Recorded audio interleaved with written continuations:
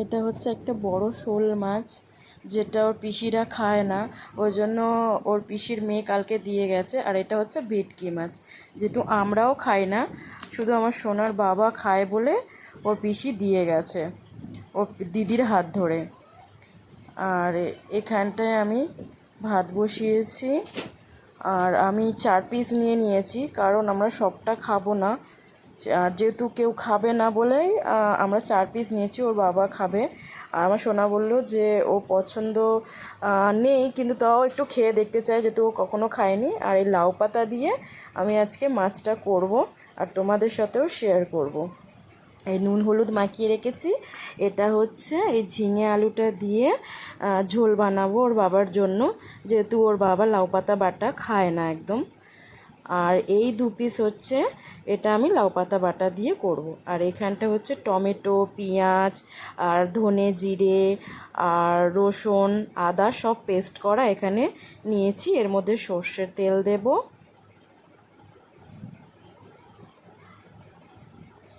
আর হচ্ছে তোমার এই হলুদ দিলাম 1 চামচ। আর এই যে আমি মাছটা এখানে দেব ম্যারিনেট করার জন্য। আর এখানে দিলাম এই যে সর্ষে তেল, বড় চামচে 2 চামচ দিয়ে দিলাম। এবার এটাকে ভালো করে মাখবো। আর স্বাদ মতো নুন আপনারা দিয়ে দেবেন, যতটা যে নুন পছন্দ করেন। আমি আমার পছন্দ মতো আমাদের 1 চামচ নুন আমি এতে দিয়েছি। আর এতে কাঁচা লঙ্কা বাটাই আমি দিয়েছি, আমি গুঁড়ো লঙ্কা ইউজ করিনি। আর এই যে মাছগুলো নিয়ে আমি ম্যারিনেট করে নিচ্ছি। এখানে 2 পিস হচ্ছে শোল মাছ আছে, যেহেতু আমার শাশুড়িও খাবে বলল, তো সেই কারণে 2 পিস, একটা সোনার আর একটা হচ্ছে সোনার ঠাম্মির, আর 2টো হচ্ছে ভেটকি মাছের পিস আছে। এই হচ্ছে আমি লাউ পাতায় মুড়িয়ে আপনাদের সঙ্গে শেয়ার করছি, দেখে নিন। ঠিক যেরকম কলা পাতায় মুড়িয়ে পাতুরি বানায়, ঠিক সেম হচ্ছে লাউ পাতায় মুড়িয়ে হচ্ছে আমরাও পাতুরি বানাই। এই যে এরকম হবে। আর এর মধ্যে দড়ি দিয়ে আমরা বেঁধে, যাতে না খুলে যায়, আমরা এটা দড়ি দিয়েও বাঁধবো।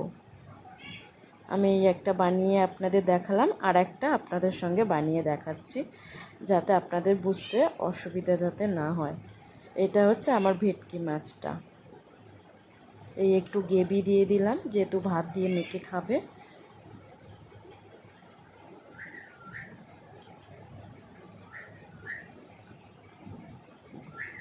এরকমভাবে মুড়িয়ে আমরা এই তাওয়ায় মানে তেল দেব, দিয়ে ওর মধ্যে এটা দিয়ে দেব।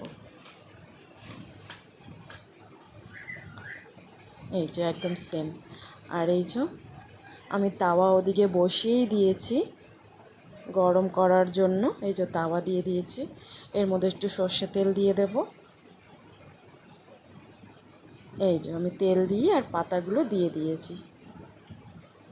এবার এটা হালকা আঁচে ঢাকা দিয়ে রেখে দেব।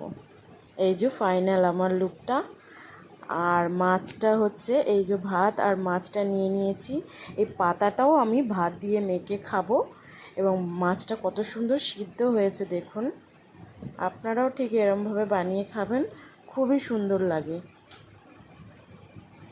এই আমি আপনাদের খেয়ে দেখাচ্ছি, দারুণ দারুণ লাগে। আপনারাও একবার হলেও ট্রাই করে দেখবেন।